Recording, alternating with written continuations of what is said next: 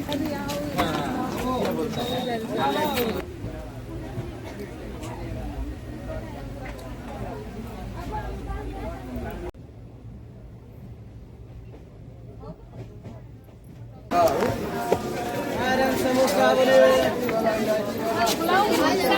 आ जाओ। अस्सलाम वालेकुम रहमतुल्लाहि व बरकातहू। खुशामदीद। उम्मीद है आप सब अच्छे होंगे, आप सब की दुआओं से हम बहुत अच्छे हैं।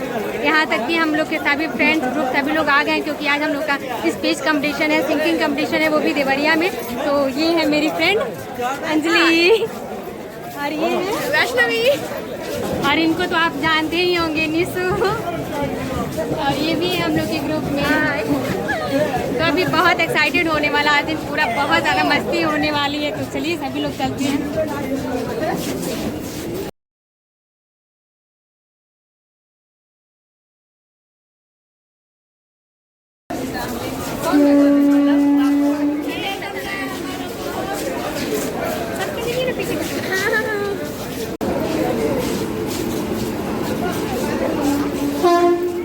और यहाँ पे सभी लोग पार्टिसिपेट करने के लिए आए हैं, सभी मालविया के कॉलेज के सभी स्टूडेंट हैं लोग।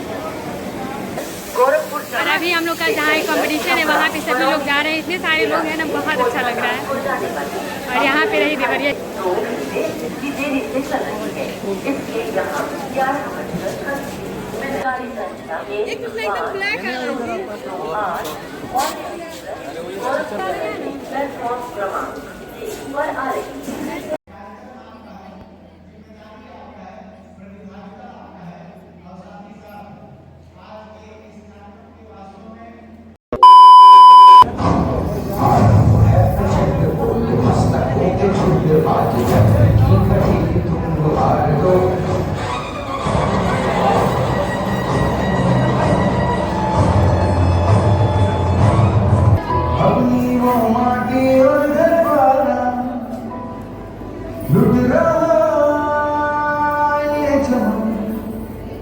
अपना बदन आँखों से अपनी लुट रहा ये चमन, अपना बदन आँखों से। आजादी का संग्राम बलिदान करता है, हमारा सौभाग्य होगा अगर इस पवित्र मिट्टी को अपने प्राणों से फेंक दे रही बात मिसाल बनाने की। मैं वो निशान नहीं की जो हर भारतीय के अंदर आजादी की भूख बनकर दहकती है। संकल्प बोलती मंचों निकल पड़े, हर द्वार खोल के गगन गए विजय बना।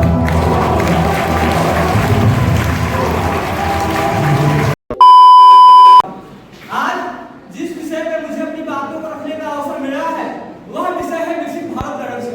यह एक ऐसा विषय है कि इस लक्ष्य को पूरा करने के लिए इस देश में रहने वाले हर एक लोगों को अपनी जिम्मेदारियों का निर्वहन करना पड़ेगा। हम थोड़ा सा याद करें गुलामी के दिनों को, जब ये देश अंग्रेजों का गुलाम था। अंग्रेज इस देश को शासन व्यवस्था चलाया करते थे, इस देश की धन संपत्ति को लूट कर अपने देशों में लेकर जा रहे थे, इस देश के लोगों पर तरह तरह का अत्याचार कर रहे थे, इस देश में रहने वाले लोगों के सामने अनेकों समस्याएं उत्पन्न हो रहे थे। उसके बावजूद भी इस देश में रहने वाले लोगों के सामने एक लक्ष्य था, इस देश को आजाद कराने का, और इस देश के लोगों ने अपनी जिम्मेदारियों को समझा और अंग्रेजों से लड़ाई लड़ा और अंततः 15 अगस्त 1947 में इस देश को आजाद कराया।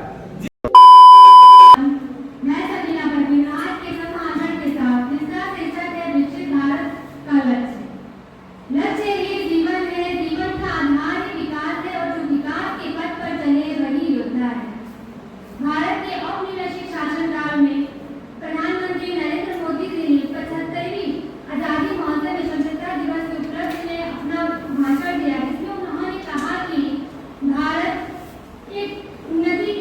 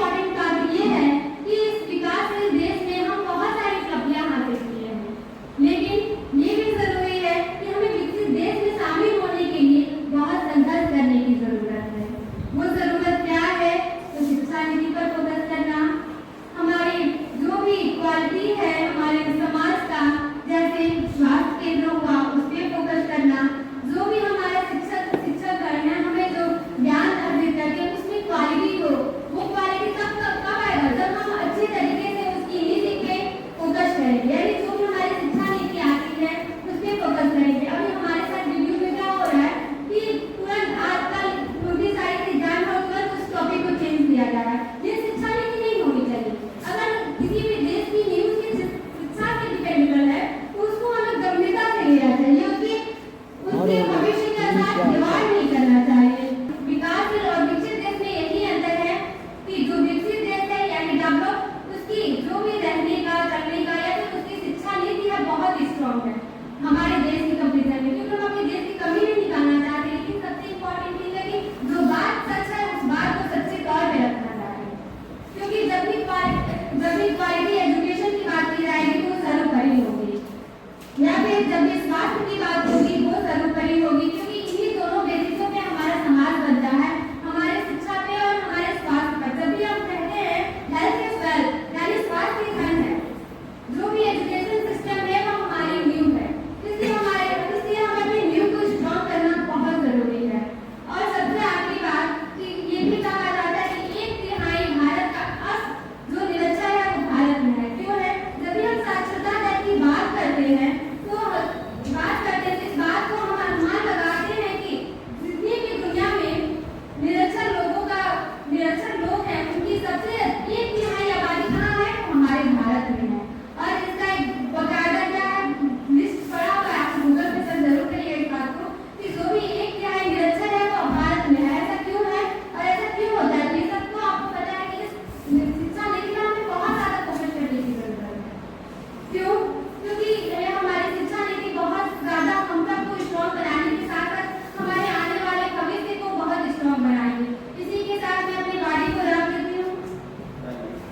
धन्यवाद। अगर आज की युवाओं को भ्रमित होने से बचना है तो 4 सूत्र मेरे गुरुजनों ने मुझे बताया, मैं आज आपको बताता हूँ। सबसे पहले दूरदृष्टि, हमारा लक्ष्य जो होना चाहिए वो बिल्कुल स्पष्ट होना चाहिए, यानी दृष्टि दूर की होनी चाहिए। दूसरा, पक्का इरादा, अगर हमने कुछ ठान रखा है कि हमें ये करना है तो निश्चित रूप से उसके लिए हर वक्त साथ कीजिए, हर वक्त को उसी की कल्पना कीजिए, क्योंकि विवेकानंद तो कहते हैं कि उठे जागो और तब तक ना हो जब तक लक्ष्य की प्राप्ति न हो जाए। तीसरा, अगर लक्ष्य स्पष्ट है और उसके लिए सबसे प्रमुख पक्का इरादा और मेहनत ऐसी कि उसमें अनुशासन का विशेष रूप से ध्यान दिया है। ये 4 चीजें अगर आपके पास हो तो आप दुनिया के किसी भी लक्ष्य को प्राप्त कर सकते हैं और अपने लक्ष्य के प्रति सचेत हो सकते हैं। कौन सा? कड़ी मेहनत, दूरदृष्टि, पक्का इरादा एवं अनुशासन।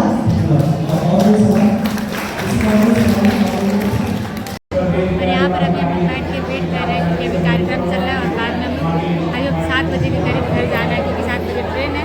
तो अभी यहाँ पे जो फंक्शन हो रहा है वो कंप्लीट भी नहीं हुआ है, बस बैठ के यहाँ पे सारा फंक्शन देख रहे हैं हम लोग।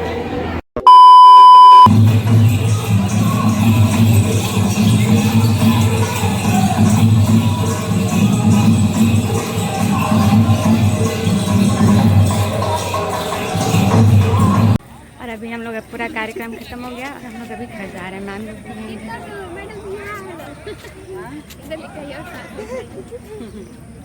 ये मैम इकोनॉमिक्स थी, ये मैम को तो पता ही है, आप लोग को हिंदी थी और उसको तो पता ही है बंदरिया निशु। और आज का सारा कार्यक्रम संत विनोबा पीसी कॉलेज देवरिया में हुआ है और यहाँ पे मैम लोग से मिलके बहुत अच्छा लगा है, क्योंकि मैम लोग बहुत डाउन टू अर्थ हैं, बहुत ज़्यादा स्वीट हैं लोग, और इन लोग से मिलकर बात करके बहुत अच्छा हमेशा फील होता है। और यहाँ पर मैम हम लोगों को शाम हो गया था तो थोड़ा सा पार्टी दी, बहुत सारी चीज़ें खिलाई जैसे चाट, बर्गर और भी सारी चीज़ें कहीं और भी कुछ खा लो।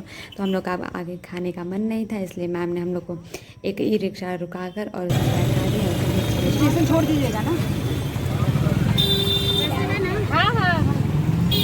तो हम लोग आराम से रिक्शे में बैठ गए हैं और आराम से हम लोग स्टेशन पे पहुँच गए।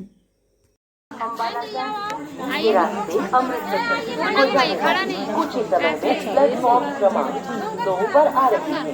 धन्यवाद।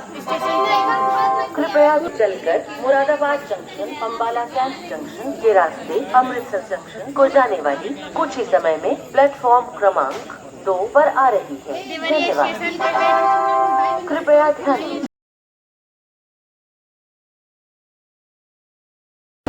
इंटरसिटी एक्सप्रेस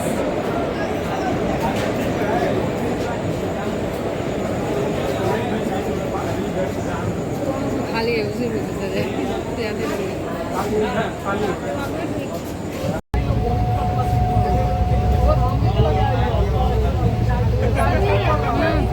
और अभी हम लोग घाट पर पहुंच गए स्टेशन पे, तो अभी चल रहे हैं घर।